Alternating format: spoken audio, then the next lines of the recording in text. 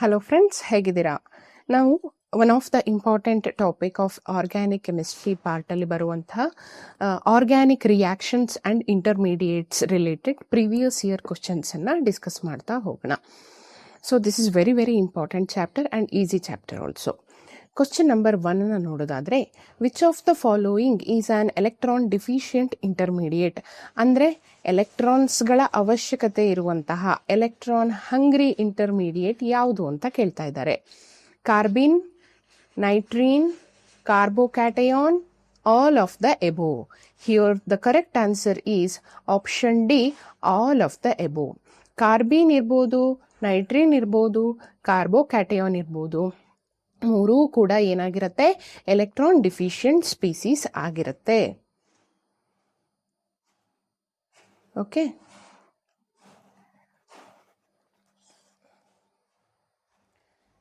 So ಈ ಮೂರು ಇಂಟರ್ಮೀಡಿಯೇಟ್ಸ್ನ ನೋಡೋದಾದ್ರೆ, ದೇ ಲ್ಯಾಕ್ ಫುಲ್ ಆಕ್ಟೆಟ್, ಅಂದರೆ ಫುಲ್ಲಿ 8 ಎಲೆಕ್ಟ್ರಾನ್ಸು ವೇಲೆನ್ಸ್ ಶೆಲ್ಲಲ್ಲಿ ಇರೋದಿಲ್ಲ. ಎಲ್ಲ ಇಂಟರ್ಮೀಡಿಯೇಟ್ಸಲ್ಲೂ ಕೂಡ ಟೋಟಲ್ ಆಗಿ 6 ಎಲೆಕ್ಟ್ರಾನ್ಸ್ ಇರುವಂಥದ್ದು. ಟೋಟಲ್ ಆಗಿ ಎಷ್ಟು? 6 ವೇಲೆನ್ಸ್ ಎಲೆಕ್ಟ್ರಾನ್ ಇರುತ್ತೆ. ಇನ್ನು 2 ಎಲೆಕ್ಟ್ರಾನ್ನ ಅವಶ್ಯಕತೆ ಇರುತ್ತೆ in order to make full octet. Okay, so because they are short of electrons, ಅಂದರೆ ಎಲೆಕ್ಟ್ರಾನ್ಸ್ನ ಡಿಫಿಷಿಯನ್ಸಿ ಇರೋದ್ರಿಂದ they are highly reactive electrophiles. So electrophiles ಹೌದು, and they are highly reactive also because of the deficiency of electrons. Seeking out electron rich targets, ಯಾವಾಗಲೂ ಕೂಡ electron rich ಟಾರ್ಗೆಟ್ಸ್ಗಳನ್ನು ಹುಡುಕ್ತಾ ಇರ್ತವೆ. ನೀವು valence ಎಲೆಕ್ಟ್ರಾನ್ಸ್ನ ಕಂಪೇರ್ ಮಾಡ್ಬೋದು. ಕಾರ್ಬೋಕ್ಯಾಟಯಾನ್ದು charge will be positive, carbene will be having no charge, that is neutral. Nitrene is also a neutral species. ಮೂರರಲ್ಲೂ ಕೂಡ ಎಷ್ಟು ನಂಬರ್ ಆಫ್ ವೇಲೆನ್ಸ್ ಎಲೆಕ್ಟ್ರಾನ್ ಇರುತ್ತೆ? 6 ವೇಲೆನ್ಸ್ ಎಲೆಕ್ಟ್ರಾನ್ಸ್ ಇರುವಂಥದ್ದು. ಆಕ್ಟೆಟ್ ಸ್ಟೇಟ್ಸ್ ಮೂರರಲ್ಲೂ ಕೂಡ ಏನಾಗಿರುತ್ತೆ? ಇನ್ಕಂಪ್ಲೀಟ್ ಆಗಿರುತ್ತೆ. As you can see here, carbocation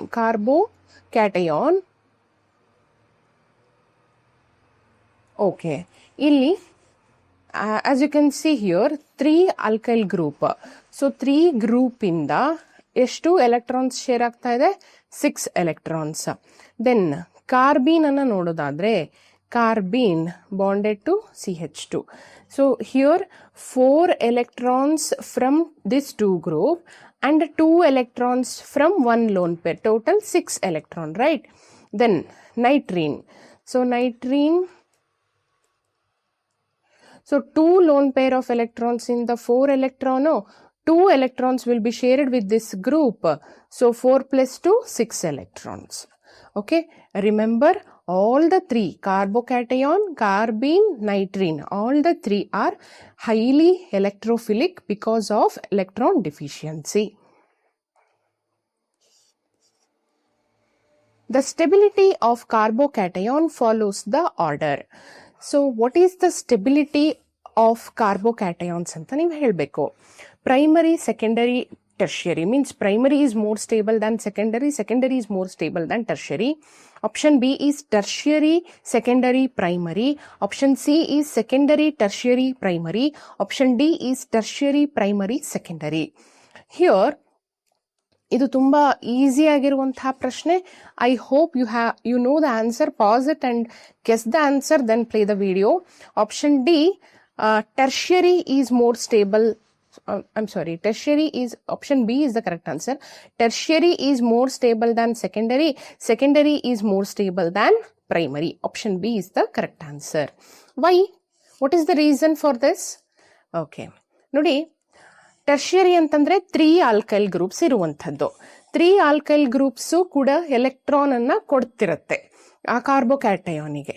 so ಯಾವಾಗ alkyl groups ಜಾಸ್ತಿ ಆಗ್ತದೋ ಎಲೆಕ್ಟ್ರಾನ್ ಡೊನೇಟಿಂಗ್ ಪವರ್ ಕೂಡ ಜಾಸ್ತಿ ಆಗ್ತಾ ಹೋಗುತ್ತೆ. ಸೊ ಆ ಆಲ್ಕೈಲ್ ಗ್ರೂಪ್ಗಳು ಯಾವುದಕ್ಕೆ ಅಟ್ಯಾಚ್ ಆಗಿರುತ್ತೆ? ಒಂದು ಪಾಸಿಟಿವ್ ಕಾರ್ಬನ್ನಿಗೆ ಅಟ್ಯಾಚ್ ಆಗಿರುತ್ತೆ. ಸೊ ಪಾಸಿಟಿವ್ ಕಾರ್ಬನ್ ಅಂತಂದ್ರೆ it requires more electron density. So more alkyl group ಇದ್ದಾಗ ಮೋರ್ ಎಲೆಕ್ಟ್ರಾನ್ ಡೊನೇಷನ್ ಆಗ್ತಾ ಇರುತ್ತೆ. More stable will be that positive carbon. Through what? Through hyperconjugation effect and inductive effect. ನೀವಿಲ್ಲಿ hierarchy chart ಅನ್ನ ನೋಡ್ಬೋದು. ಇದು most stable ಯಾವುದು? Tertiary. Tertiary ಅಂತಂದ್ರೆ ಅದರಲ್ಲಿ 3 alkyl groups. 3 alkyl groups pushing what? Electron density towards carbocation. 3 alkyl groups are donating electrons. Next, moderately stable secondary carbocation, because ಎಷ್ಟು alkyl groups attach ಆಗಿರುತ್ತೆ? 2 alkyl groups attach ಆಗಿರುತ್ತೆ. List stable ಯಾವುದು? Primary alkyl group ಆಗಿರುವಂಥದ್ದು. So tertiary is highly stable than secondary, secondary is stable than primary. Confusion ಇರಲ್ಲ ಅಲ್ಲ? Don't get confused, it's very easy question. Which of the following intermediate is neutral but contains a divalent carbon atom with 6 valence electron?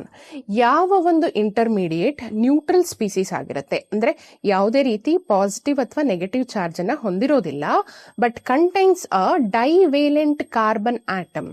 Means ಎರಡು ಆಟಮಿಗೆ, carbon atom ಆಗಿರ್ಬೋದು, ಬೇರೆ atom ಆಗಿರ್ಬೋದು, ಗೆ attach ಆಗಿರುತ್ತೆ with 6 valence electron. So valence shell ಅಲ್ಲಿ ಎಷ್ಟು electrons ಇರುತ್ತೆ? 6 ಎಲೆಕ್ಟ್ರಾನ್ ಇರುತ್ತೆ. ಅಂಥ ಇಂಟರ್ಮೀಡಿಯೇಟ್ ನ ನೀವು ಐಡೆಂಟಿಫೈ ಮಾಡಬೇಕು.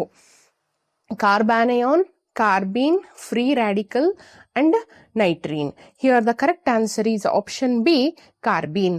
ಸೊ ಕಾರ್ಬೀನಿಗೆ ಯಾವುದೇ ರೀತಿ ಚಾರ್ಜ್ ಇಲ್ಲ, ಅದು ನ್ಯೂಟ್ರಲ್ ಸ್ಪೀಸೀಸ್, ಮತ್ತೆ attach to other groups, ಡೈವೇಲೆಂಟ್.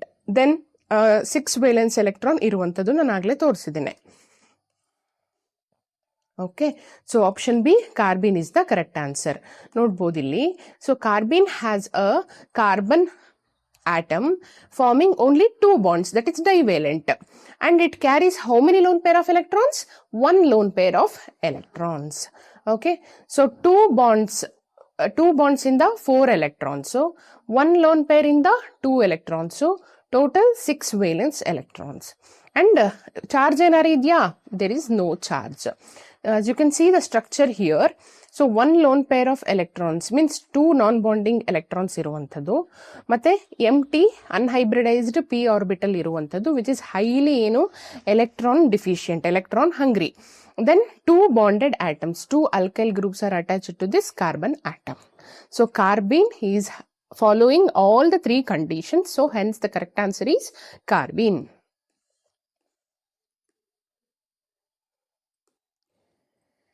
The shape of a methyl radical is generally considered to be. The shape of the methyl radical is generally considered to be pyramidal, planar, linear, tetrahedral.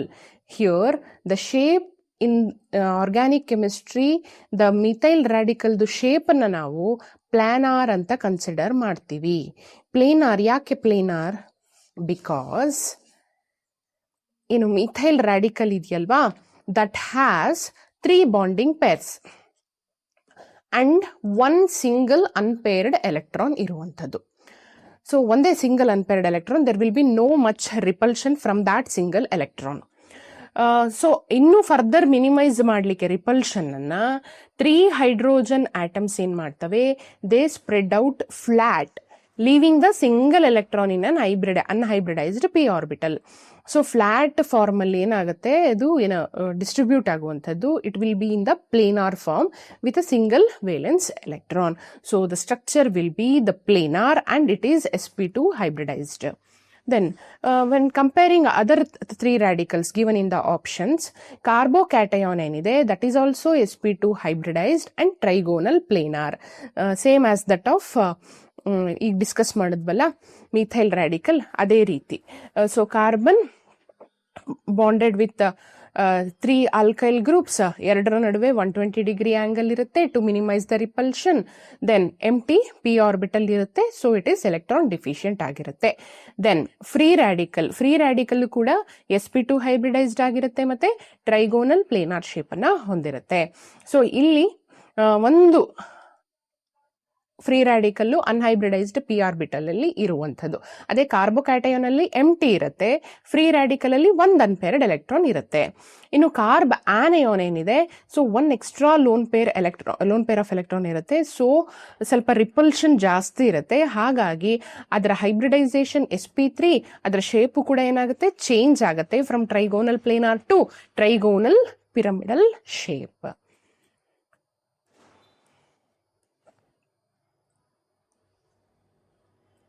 The Reamer-Tiemann reaction involves the formation of which intermediate ಅಂತ ಕೇಳ್ತಾ ಇದ್ದಾರೆ.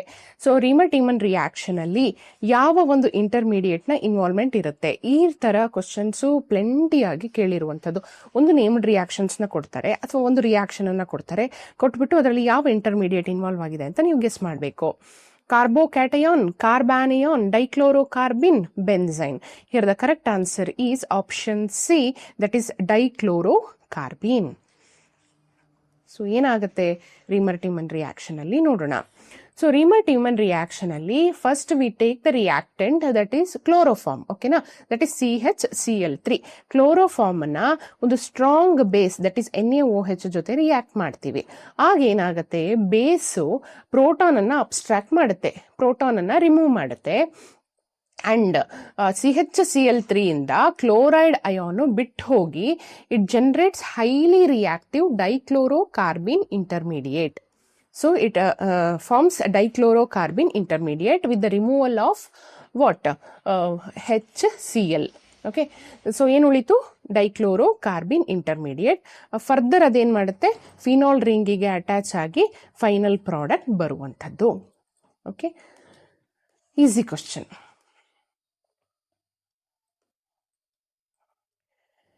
The intermediate formed in the Hofmann-bromamide degradation reaction is. Same ಅದೇ ರೀತಿಯಾದಂತಹ question ಅಲ್ಲಿ Reimer Tiemann ಇತ್ತು, ಇಲ್ಲಿ Hofmann bromamide reaction ಅಲ್ಲಿ involve ಆಗಿರುವಂತಹ ಇಂಟರ್ಮೀಡಿಯೇಟ್ ಯಾವುದು ಅಂತ ಕೇಳ್ತಾ ಇದ್ದಾರೆ. Option A carbene, option B nitrene, option C free radical, option D is carbocation. Here in the Hofmann-bromamide degradation reaction, the involvement of nitrene intermediate is found. Option B, that is nitrene is the correct answer. So ಇಲ್ಲಿ Hofmann-bromamide reaction ಅಂತಂದ್ರೆ ಏನಾಗ್ತಾ ಇದೆ, it is the conversion of primary amide into primary amine with one less carbon.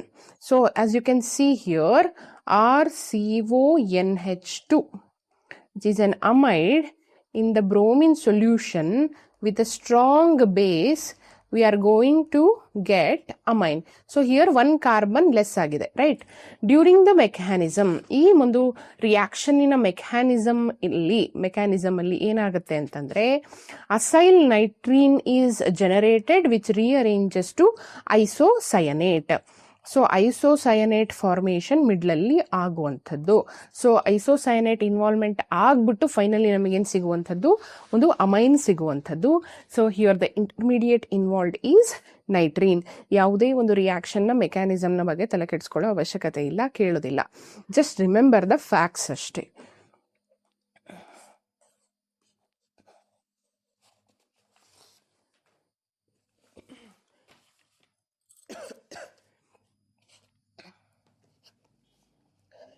Nucleophilic aromatic substitution through the elimination addition mechanism proceeds through which intermediate? First elimination addition reaction ಆಗ್ಬಿಟ್ಟು nucleophilic aromatic substitution ಆಗುವಂತಹ ರಿಯಾಕ್ಷನ್ಗಳಲ್ಲಿ ಯಾವ intermediate ನ involvement ಇರುತ್ತೆ ಅಂತ ಕೇಳ್ತಾ ಇದ್ದಾರೆ. ಮೇಸನ್-ಹೇಮರ್ complex, ಬೆನ್ಝೈನ್, free radical. Option D is carbocation. Here the correct answer is option B, benzene.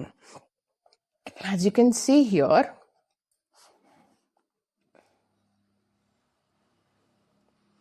ಇಲ್ಲಿ ನಾನೊಂದು ಕ್ಲೋರೋಬೆನ್ಸಿನ್ ಅನ್ನ ತಗೊಳ್ತೀನಿ. ಸೊ ಇದನ್ನ ನಾನು ಆಲ್ಫಾ ಪ್ರೋಟಾನ್ ಅಂತ consider ಮಾಡ್ಬೋದಲ್ವಾ.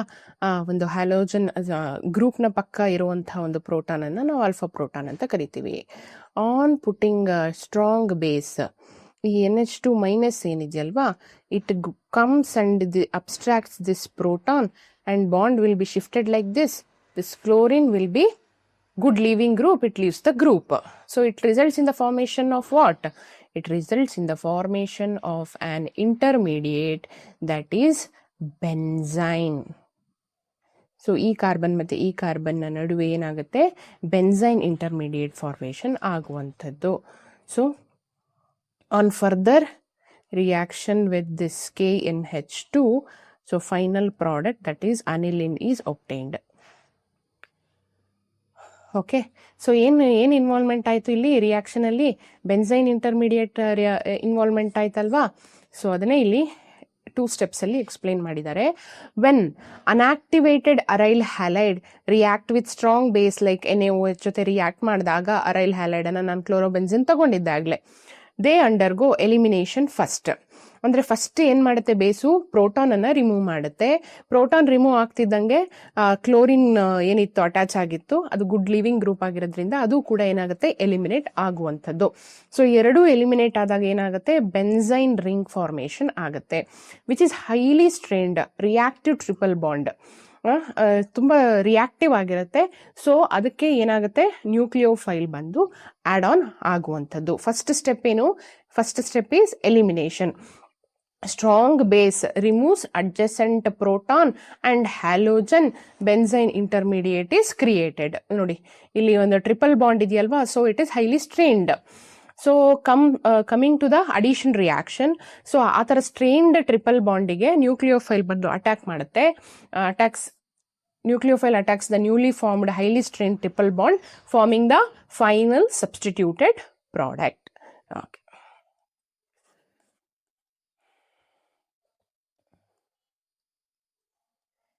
In the pinacol-pinacalone rearrangement, the migrating group moves to an electron-deficient center.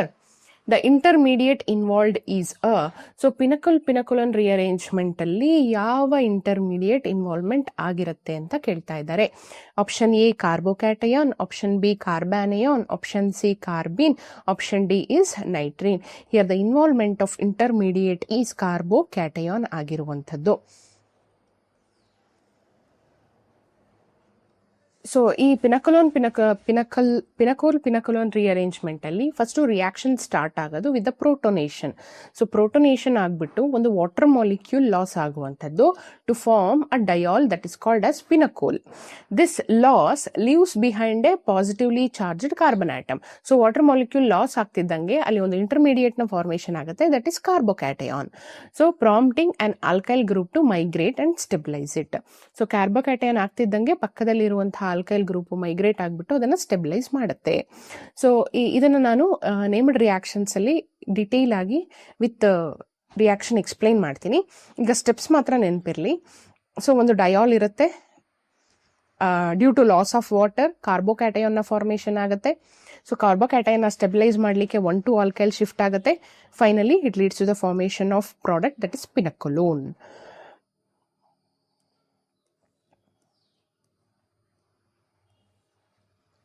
Which of the following groups stabilizes a carbanion the most? So carbanion ಇರುವಂತಹ intermediate ಅನ್ನ stabilise ಮಾಡುವಂತಹ group ಯಾವುದು ಅಂತ ಕೇಳ್ತಾ ಇದ್ದಾರೆ. CH3 group, OCH3 group, NO2 group and NH2 group. So here ಯಾವುದು electron withdrawing group ಇರುತ್ತೋ, carbanion is already having extra electron, right? ಯಾವುದು ಎಲೆಕ್ಟ್ರಾನ್ ವಿತ್ಡ್ರಾಯಿಂಗ್ ಇರುತ್ತೋ that can stabilise the carbanion more efficiently. So electron withdrawing ಯಾವುದು? Option C ಅಲ್ವಾ, nitro group ಅಲ್ವಾ? So option C nitro is the correct answer. ಕಾರ್ಬಾನಯಾನ್ has negative charge, means negative charge is nothing but what? Excess electrons ಅದರೊಟ್ಟಿಗೆ ಇರುವಂಥದ್ದು. ಅದನ್ನ stabilise ಮಾಡಲಿಕ್ಕೆ you need a group that pulls electrons away. ಅದರಿಂದ ಎಲೆಕ್ಟ್ರಾನ್ನ ಎಳ್ಕೊಳ್ಳುವಂತಹ power ಇರುವಂತಹ ಒಂದು group ಬೇಕು. ಆ ನೈಟ್ರೋ ಗ್ರೂಪಿಗೆ ಆ ಪವರ್ ಇರುವಂಥದ್ದು, ಅಂದ್ರೆ it's a very good electron withdrawing group. So ಅದು ಏನ್ ಮಾಡುತ್ತೆ, ಎಳ್ಕೊಂಡು it spreads the negative charge through resonance and stabilise the carbanion. So ಇಲ್ಲಿ ಬಾಕಿ ಎಲ್ಲ ಆಪ್ಷನ್ಸ್ನ ನೀವು ನೋಡ್ಬೋದು. CH3 ಗ್ರೂಪ್ ಆಗಿರ್ಬೋದು, OCH3 ಗ್ರೂಪ್ ಆಗಿರ್ಬೋದು, ಅಮೈನ್ ಗ್ರೂಪ್ ಆಗಿರ್ಬೋದು, ಅಥವಾ ಹೈಡ್ರಾಕ್ಸಿ ಗ್ರೂಪ್ ಆಗಿರ್ಬೋದು, ಏನಾಗಿರುತ್ತೆ, ಎಲೆಕ್ಟ್ರಾನ್ ಡೊನೇಟಿಂಗ್ ಗ್ರೂಪ್ ಆಗಿರುತ್ತೆ. ಸೊ ಎಲೆಕ್ಟ್ರಾನ್ ಡೊನೇಟಿಂಗ್ ಗ್ರೂಪ್ ಕಾರ್ಬ್ಯಾನೇನಿಗೆ ಅಟ್ಯಾಚ್ ಆದರೆ ದಟ್ ಡಿಸ್ಟೆಬಿಲೈಸಸ್. ಅದೇ ಎಲೆಕ್ಟ್ರಾನ್ ವಿತ್ಡ್ರಾಯಿಂಗ್ ಗ್ರೂಪ್ ಆದರೆ it pulls the electrons, right? So nitro group, cyano group, carboxylic group ಅದೆಲ್ಲ ಎಲೆಕ್ಟ್ರಾನ್ ವಿತ್ಡ್ರಾಯಿಂಗ್ ಆಗಿರೋದ್ರಿಂದ it is a good stabilisers ಅಂತ ಹೇಳ್ಬೋದು. Singlet and triplet states are associated with which intermediate ಅಂತ ಹೇಳ್ತಾ ಇದ್ದಾರೆ. So carbenes, carbocations, carbanions, all of the above. Here the correct answer is carbenes. So carbenes ಅಲ್ಲಿ 2 States ಕಂಡು ಬರುತ್ತೆ, ಒಂದು ಸಿಂಗ್ಲೆಟ್, ಇನ್ನೊಂದು ಟ್ರಿಪ್ಲೆಟ್ ಸ್ಟೇಟ್ ಅಂತ ಹೇಳಿ. ಸೊ ಕಾರ್ಬೀನ್ಸ್ ಅಲ್ಲಿ 2 ನಾನ್ ಬಾಂಡಿಂಗ್ ಎಲೆಕ್ಟ್ರಾನ್ಸ್ ಇರುವಂತದ್ದು. ಅವುಗಳ ಸ್ಟೇಟ್ ಆರ್ಬಿಟಲ್ ನ ಪ್ಲೇಸ್ಮೆಂಟ್ ಮೇಲೆ ಡಿಪೆಂಡ್ ಆಗಿರುತ್ತೆ. ಸಿಂಗ್ಲೆಟ್ ಕಾರ್ಬಿನ್ ಅಲ್ಲಿ ಏನಾಗುತ್ತೆ, 2 ಎಲೆಕ್ಟ್ರಾನ್ಸ್ ಕೂಡ both electrons will be in the same orbital. So same orbital ಇರುತ್ತೆ, ಅವುಗಳ ಸ್ಪಿನ್ ಮಲ್ಟಿಪ್ಲಿಸಿಟಿ ಏನಾಗಿರುತ್ತೆ 1 ಆಗಿರುತ್ತೆ. They will be highly reactive species ಆಗಿರುತ್ತೆ. ಓಕೆ, ದೆನ್ ಟ್ರಿಪ್ಲೆಟ್ ಕಾರ್ಬೀನ್ಸ್ ಅಂತಂದ್ರೆ 2 ಎಲೆಕ್ಟ್ರಾನ್ಸ್ ಕೂಡ ಡಿಫ್ರೆಂಟ್ ಆರ್ಬಿಟಲ್ಸ್ ಅಲ್ಲಿ ಫಿಲ್ ಆಗಿರುತ್ತೆ. So it becomes more stable. So and it is having parallel spin multiplicity ಬಂದ್ಬಿಟ್ಟು 3 ಆಗಿರುತ್ತೆ. ಓಕೆ, ಸೊ ಇದು less reactive and more stable. ಯಾವುದು? Triplet state. ಇದು ಕೂಡ ಕ್ವಶನ್ ಬಂದಿದೆ. ಸೊ ಯಾವುದು ಸಿಂಗ್ಲೆಟ್ ಮತ್ತೆ ಟ್ರಿಪ್ಲೆಟ್ ಅಲ್ಲಿ ಯಾವುದು ಮೋರ್ ಸ್ಟೇಬಲ್ ಅಂತಾನೂ ಕ್ವಶನ್ ಕೇಳ್ತಾರೆ, ಯಾವುದು ಮೋರ್ ರಿಯಾಕ್ಟಿವ್ ಅಂತಾನೂ ಕೇಳ್ತಾರೆ. ಸೊ ಎರಡರ ಬಗ್ಗೆ ನಿಮಗೆ ಕರೆಕ್ಟ್ ಆಗಿ ತಿಳುವಳಿಕೆ ಇರಬೇಕು. So by this I will complete the first session of solving previous year questions related to organic reactions and intermediates. ಮತ್ತಷ್ಟು ಕ್ವಶನ್ಗಳೊಂದಿಗೆ ನೆಕ್ಸ್ಟ್ ಕ್ಲಾಸಲ್ಲಿ ನಿಮ್ಮನ್ನು ಭೇಟಿ ಆಗ್ತೀನಿ. ಧನ್ಯವಾದಗಳು.